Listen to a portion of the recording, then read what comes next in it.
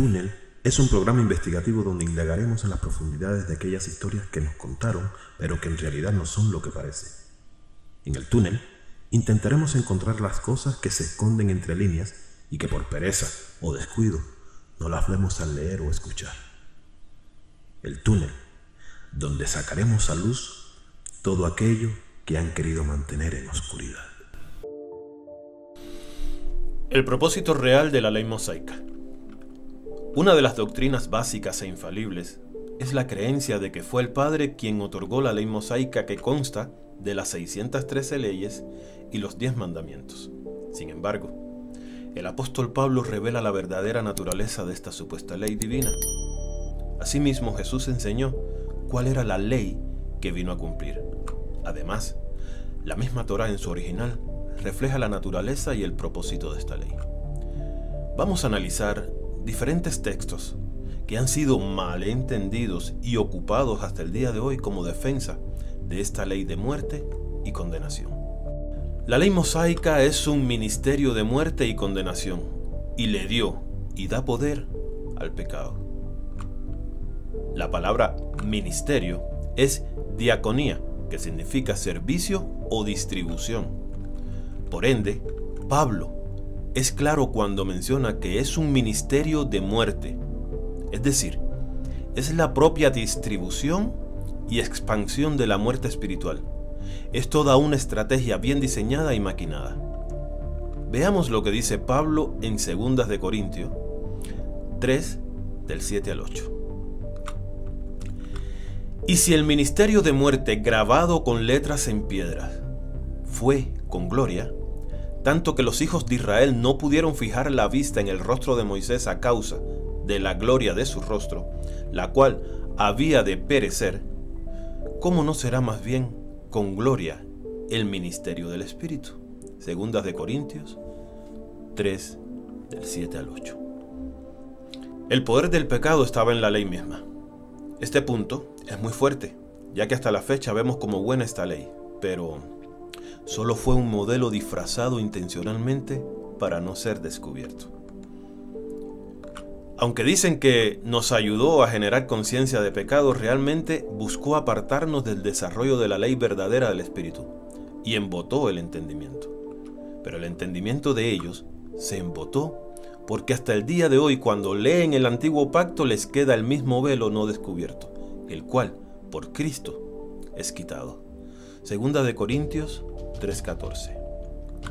En esta cita, la palabra usada es entendimiento, que es noema, que significa percepción o intelecto.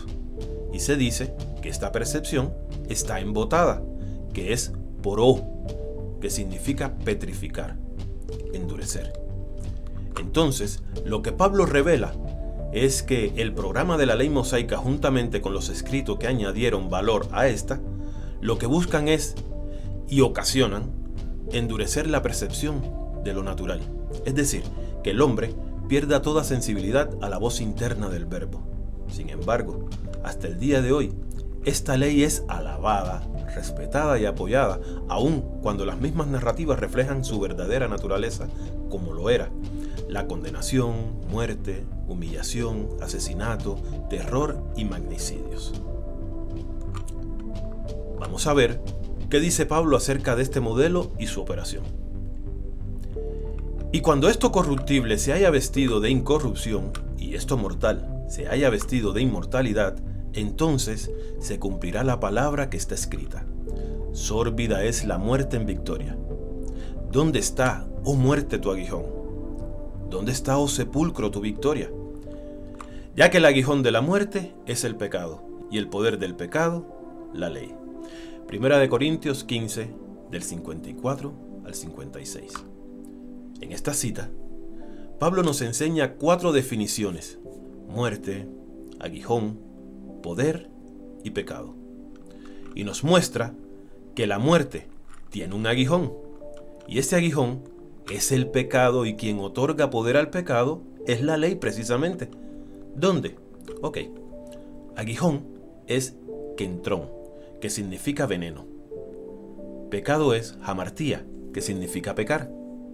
Es decir, el acto de pecar o errar. Poder es dunamis, que significa fuerza y eficacia, y que su raíz es dunamai, que es hacer capaz o posible algo. Es decir, que la ley mosaica le otorga el dunamais al pecado, es decir, le da la capacidad al pecado para ser pecado y para dañar como veneno en nosotros, provocando en el hombre así la muerte o adormecimiento espiritual. Por donde sea que lo veamos, no concibo al Padre maquinando de esta forma una ley para herirnos o asatearnos, aun cuando sea por nuestro bien o debido a la dispensación en turno. La ley mosaica evidencia un modelo detalladamente diseñado para matar al hombre y para esclavizarlo. Debemos entender que, a diferencia de lo que muchos creen, Pablo no creía en la efectividad de la ley. Pablo dice que la ley es santa y buena hablando del mandamiento. Este mandato es el puro, el interno, aquel que mana del corazón, el cual Cristo evidenció en aquellos que no apedrearon a la mujer adúltera. Jesús apeló a esa ley interna, la cual supera la escrita. Pero la ley mosaica no solo opera como mandamiento, sino que controla y manipula los sentidos, y Pablo lo explica en Romanos 7. Pablo enseña que fue la ley la que despierta las pasiones pecaminosas. Esto, como ya lo vimos, es porque es un veneno que recorre nuestro ser, anulando así nuestra comunión con el corazón, que es de donde emana la vida del Verbo. Es fácil la analogía. Del corazón fluye vida, y es por medio de la sangre que se esparce, y un veneno siempre tiene como objetivo contaminar la sangre. Veamos qué más dice Pablo acerca de la ley. ¿Qué diremos pues? ¿La ley es pecado? En ninguna manera. Pero yo no conocí el pecado sino por la ley, porque tampoco conociera la codicia si la ley no dijera, no codiciarás. Mas el pecado, tomando ocasión por el mandamiento, produjo en mí toda codicia, porque sin la ley el pecado está muerto. Romanos 7, del 7 al 9. Por años han querido justificar la ley mosaica diciendo que es gracias a esta que tomamos conciencia del pecado. Pero lo que Pablo explica no se refiere a eso, ya que existe una conciencia natural que nos acusa y enseña lo bueno y lo malo, y seríamos mentirosos e hipócritas si decimos que nunca hemos sentido esa ley que nos persuade. Esto sin necesidad de tener conocimiento de alguna ley externa. Por ello, debemos entender que esta ley vino a adormecer y secar la ley del corazón, la cual Cristo vino a cumplir, y resulta más un obstáculo o un estorbo para nuestro desarrollo espiritual que una ayuda. Además, lo que Pablo expresa es que la ley, al ser restrictiva, seduce al hombre a quebrantarla, dejando así al hombre en una condición viciosa, donde éste no podría vivir sin transgredirla. Esta ley y sus restricciones operan en la mente del hombre de una forma en que la impulsa a hacer precisamente lo que la ley condena. Esto debido a la propia naturaleza del hombre, donde lo oculto y prohibido nos atrae. Fue así que el pecado tomó ocasión por el mandamiento para expandirse. En otras palabras, si el mandato no hubiera existido, el hombre sí o sí hubiese aprendido a que debía escuchar la voz interna. Haciendo esto, en una búsqueda íntegra, el espíritu descendería a habitar en su corazón, a afirmar ese impulso de hacer lo correcto. Pero esto, de una manera natural y no impuesta. ¿Acaso el Padre Creador de todo no previó esto? Y si lo hizo, ¿por qué daría una ley que en vez de impulsar a un avance, frenó y estorbó e incluso causó un retroceso en ese desarrollo? Creo que la respuesta es clara. El Padre no la dio. Sé que hasta este punto, aquellos que crean en la efectividad de esta ley tendrán argumentos para respaldarla. Pero aquí debemos preguntarnos si esos argumentos son válidos y si son verdadera sabiduría o son falacias y sofismas que esta ley misma crea en nuestras mentes. Más adelante veremos lo que expresa Pablo precisamente de los sofismas de estos escritos. Pero Santiago nos dice algo muy interesante también. ¿Quién es sabio y entendido entre vosotros? Muestre por la buena conducta sus obras en sabia mansedumbre. Pero si tenéis celos amargos y contención en vuestro corazón, no os jactéis, ni mintáis contra la verdad, porque esta sabiduría no es la que desciende de lo alto, sino terrenal, animal y diabólica. Porque donde hay celos y contención, allí hay perturbación y toda obra perversa. Pero la sabiduría, que es de lo alto, es primeramente pura, después pacífica, amable, benigna, llena de misericordia y de buenos frutos, sin incertidumbre ni hipocresía. Santiago 3, del 13 al 17. Amigos, sin entrar a profundidad podemos ver que Santiago es tajante y claro. Aquella sabiduría que lleve a la violencia, a las obras perversas y a contender, o peor aún, a la guerra y muerte, es diabólica. Es precisamente lo que la ley mosaica fomentó y fomenta hasta el día de hoy. Y es aquí donde analizamos con lógica y nos preguntamos, ¿por qué el Padre buscaría impulsar al hombre con una ley que impulsa a hacer todo lo contrario? Sé que dirán, lo hizo para que el hombre viera su condición, pero ¿acaso tú, sin ley, no sientes que esa voz interna que te dice que es bueno o malo? ¿No sientes esa voz interna que te dice que es lo bueno o que es lo malo? Sabemos que sí. Y el hombre, a la verdad, estaba en busca de aprender a escuchar esa voz. Ese es y siempre ha sido el objetivo: recuperar la unidad con el Padre. Objetivo que esta ley detuvo y sigue deteniendo. Jesús también, en Mateo 5, 17, nos da luz del tema. ¿No pensáis que he venido para abrogar la ley o los profetas? No he venido para abrogar, sino para cumplir. La palabra cumplir es pleroo, que significa llenar o llevar a plenitud. Es decir, que Cristo vino a darle una activación natural a la ley interna del verbo o Cristo interno de cada ser humano. Esa es la verdadera ley.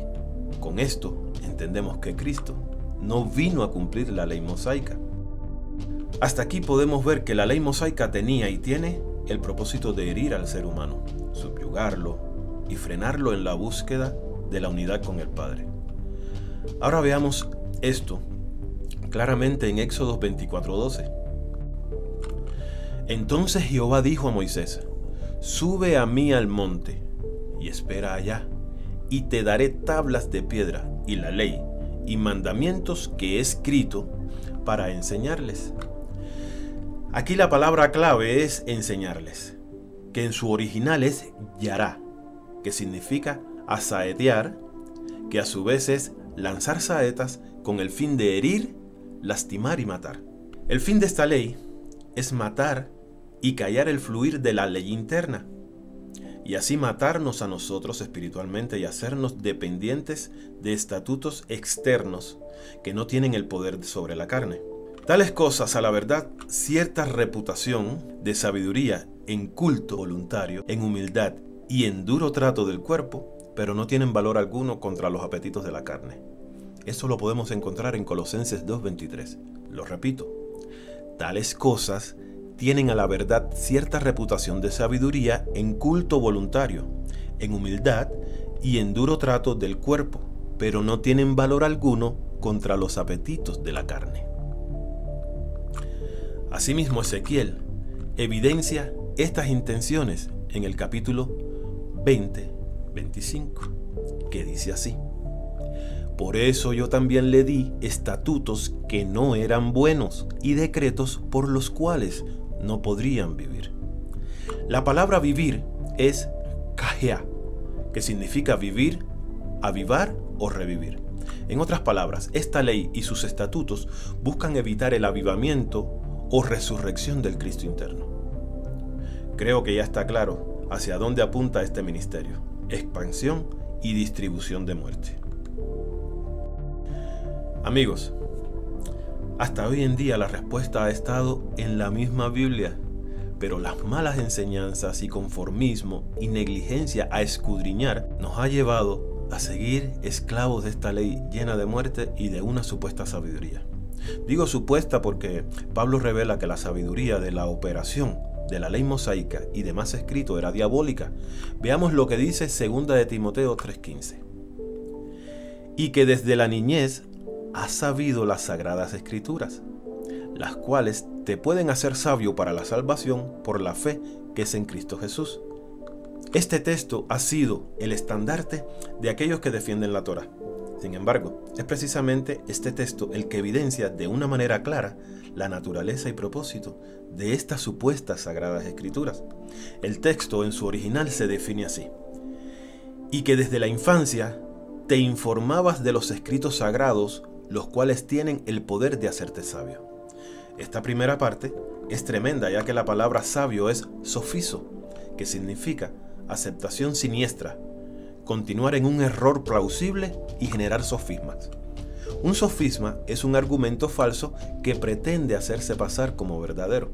Entonces, amigos, la ley y enseñanzas mosaicas tienen un propósito de hacer del hombre un ser con una sabiduría falsa. Crea sofismas y lo deja en el error. Tremendo, ¿verdad? El texto continúa en su forma original diciendo: para la salvación por la fe que es en Cristo. En su contexto original dice: y la liberación, entre paréntesis, liberación de esta falsa ley, por medio de la confianza o fe en el Cristo. En este punto, Pablo enseña que la única manera de liberarnos de esa ley de muerte es mediante la confianza en el Cristo interno. Es decir, la voz del verbo interno es la ley a la cual Cristo, reitero, apeló cuando confrontó a los que condenaban a la mujer adúltera.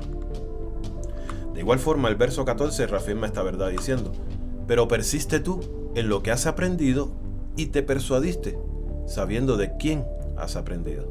Segunda de Timoteo 3:14. Aquí vemos cómo Timoteo fue persuadido a sí mismo por su propio Cristo interno, y que fue este de quien aprendió, y no de la Torá. La palabra persuadir es pistoo, que tiene una raíz en pistos, que significa fiel y confiable. Entonces Timoteo encontró confianza y fidelidad en su Cristo interno. El verso 16 no debe engañarnos, ya que cuando Pablo dice toda escritura, hace referencia a la esencia verdadera de vida que las enseñanzas de luz tienen, a lo que Cristo llama espíritu y vida. El espíritu es el que da vida, la carne para nada aprovecha. Las palabras que yo os he hablado son espíritu y vida. Juan 6:63. Es decir, que existen escritos que sí tienen en sí mismo vida y aliento, o sea, espíritu. Y como ya lo vimos, la ley mosaica buscaba todo lo contrario. El verso siguiente dice: toda la escritura es inspirada por Dios y es útil para enseñar, para redarguir, para corregir, para instruir en justicia. Segunda de Timoteo 3:16. Aquí, escritura en su original es grafé, que significa documento santo, pero añade la definición que lo hace santo es su contenido en esencia. Esto es importante porque muchos documentos pueden decirse santos, pero es hasta que conocemos su esencia que podemos asegurar si en ellos hay vida o solo están disfrazados y son muerte. Es decir, que lo importante es la esencia de la palabra escrita, y cuando somos capaces de discernir lo bueno, o sea, la vida, de lo malo, muerte, podemos avanzar en nuestro desarrollo espiritual. Hebreo dice lo siguiente al respecto: pero el alimento sólido es para los que han alcanzado madurez, para los que por el uso tienen los sentidos ejercitados en el discernimiento del bien y del mal. En esta cita vemos cómo el ejercitarnos en el discernimiento de lo bueno y lo malo nos otorga madurez, y es así, solo así, que podemos alimentarnos de la verdad sólida, ya que alimento es trofé, que significa mantenimiento o nutriente. Sólido es sterios, que significa firme. Bueno es kalos, que significa excelente o recto. Mal o malo es kakos, que significa pestilente, indigno, inválido o sin valor. Aquí vemos que la ley mosaica dista mucho de ser algo recto, y al contrario, es inválido y sin valor cuando se trata de nutrirnos y estar firmes espiritualmente. Por último, veamos otra cita, las más utilizadas para defender las escrituras de la Torá. Veamos lo que dice Jesús, el Cristo, en Juan 5:39 al 40. Escudriñad las escrituras, porque a vosotros os parece que en ellas tenéis la vida eterna, y ellas son las que dan testimonio de mí, y no queréis venir a mí para que tengáis vida. Esta cita debe entenderse en el contexto correcto de lo que el Cristo estaba diciendo en el verso 37 y 38. Veamos qué dice. También el Padre que me envió ha dado testimonio de mí. Nunca habéis oído su voz, ni habéis visto su aspecto, ni tenéis su palabra morando en vosotros, porque a quien Él envió, vosotros no creéis.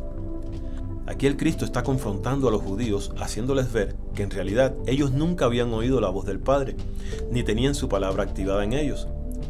Esto porque no tenían la capacidad de reconocer al Cristo, y esto porque estaban intoxicados o enfermos por la letra de la ley y su modelo. Es decir, este modelo los llevó a ellos a buscar la ley afuera, cuando la verdadera está en el corazón, donde habita el verbo. Recuerden, entendimiento embotado.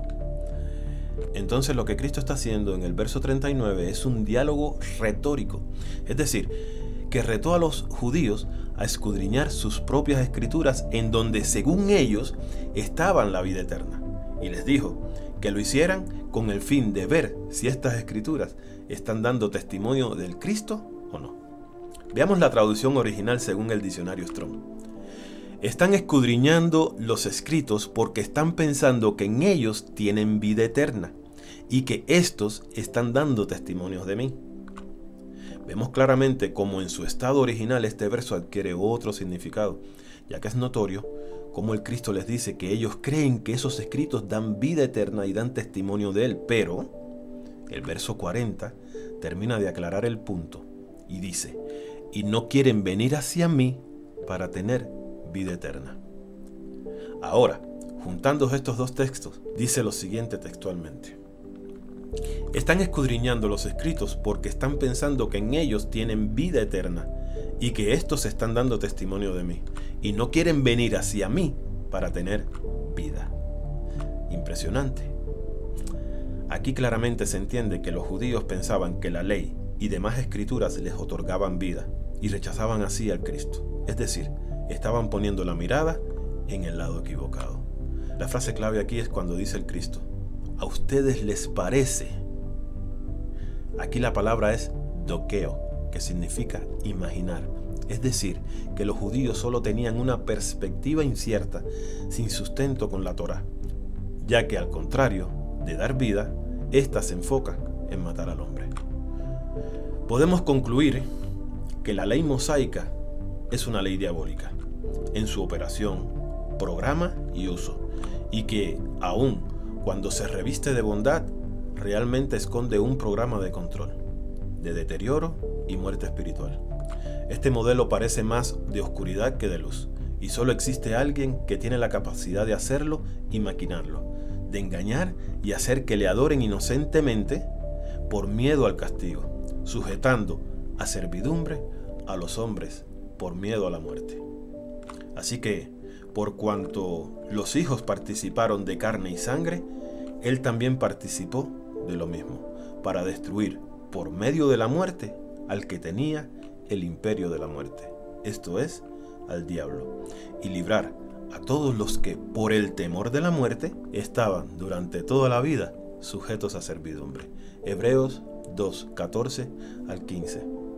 Ahora bien, esto debería ser suficiente prueba para cuestionar quién otorgó entonces esa ley en el Sinaí a Moisés. Queda claro que el Padre no fue, ni ninguno de sus mensajeros. Entonces, es a partir de este análisis que debemos empezar a preguntarnos ¿quién es este ser que se presenta como Dios? Este estudio tiene como fin alumbrar y resonar en nuestro ser interno, para que cada uno de nosotros tomemos conciencia de las cosas y dispongamos nuestra vida a usar la razón y la inteligencia que Dios nos ha otorgado para conocer la verdad de las cosas y así poder seguir adelante en nuestro camino. Termino con este verso del Evangelio de la Paz, documento encontrado y preservado por casualidad para nosotros. Dice lo siguiente: no busquéis la ley en vuestras escrituras, pues la ley es la vida, mientras lo escrito está muerto. En verdad os digo que Moisés no recibió de Dios sus leyes por escrito, sino a través de la palabra viva. La ley es la palabra viva del Dios vivo, dada a los profetas vivos para los hombres vivos. En donde quiera que haya vida está escrita la ley. Podéis hallarla en la hierba, en el árbol, en el río, en las montañas, en los pájaros del cielo, en los peces del mar, pero buscarla principalmente en vosotros mismos. Pues en verdad os digo que todas las cosas vivas se encuentran más cerca de Dios que la escritura que está desprovista de vida. Tomás dice en su evangelio en el verso 70, cuando saquéis lo que tenéis adentro, eso que traes adentro os salvará. Si este video fue de utilidad, dale me gusta para que YouTube pueda hacérselo llegar a muchas más personas. También suscríbete, dale a la campanita para que cada vez que subamos un video pueda llegar a la notificación. Hasta la próxima.